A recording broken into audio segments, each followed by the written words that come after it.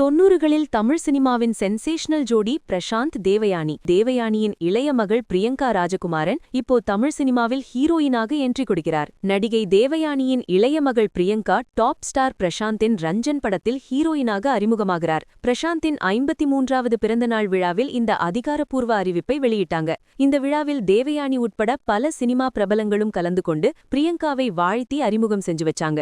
படத்தோட முழு டைட்டில் ரஞ்சன் தி அட்வொகேட். இந்த படத்தை பிரசாந்தின் அப்பா தியாகராஜன் தான் இயக்குகிறார். தேவயானின்னு சொன்னவுடனே 90s கிட்ஸுக்கு அடுக்கடுக்கா நினைவுக்கு வரது காதல் கோட்டை, சூரியவம்சம், விண்ணுக்கும் மண்ணுக்கும் போன்ற பிளாக்பஸ்டர் படங்கள் தான். விஜய், அஜித், சரத்குமார்னு அப்போதைய டாப் ஹீரோக்கள் பலருடனும் ஜோடி சேர்ந்து மக்களின் மனசுல இடம் பிடிச்சவங்க தேவயானி. குறிப்பா பிரசாந்த் கூட அவங்க நடிச்ச அப்பு போன்ற படங்கள் இன்னைக்கும் ரசிகர்களால் கொண்டாடப்படுது. தேவயானி விண்ணுக்கும் மண்ணுக்கும் படத்தோட டைரக்டர் ராஜகுமாரனை காதலிச்சு திருமணம் செஞ்சுக்கிட்டாங்க. இந்த தம்பதிக்கு இனியா, பிரியங்கான்னு 2 மகள்கள்.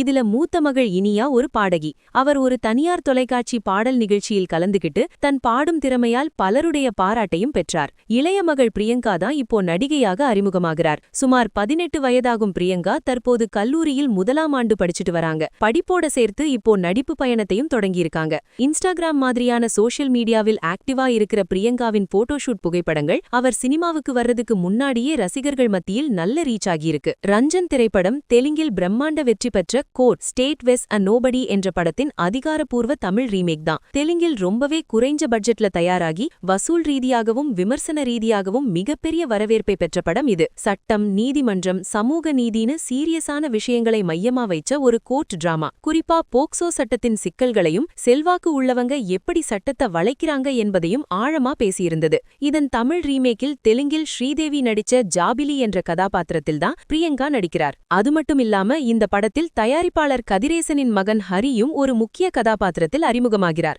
இவங்களுடைய பிரச்சனைகளை தீர்த்து வைக்கும் வழக்கறிஞராக பிரசாந்த் நடிக்கிறார். 90களின் நாயகியாக வலம் வந்த தேவயானியின் மகள் 2K கிட்ஸுக்கு பிடித்தமான ஒரு ஹீரோயினாக ஜொலிப்பார்னு எதிர்பார்க்கலாம். பிரியங்காவின் இந்த புதிய தொடக்கம் ஒரு மாபெரும் வெற்றியாக அமைய மனதார வாழ்த்துவோம். இதுபோன்ற சினிமா அப்டேட்ஸை உடனுக்குடன் தெரிஞ்சுக்க நம்ம சேனலை சப்ஸ்கிரைப் பண்ணிடுங்க. நன்றி.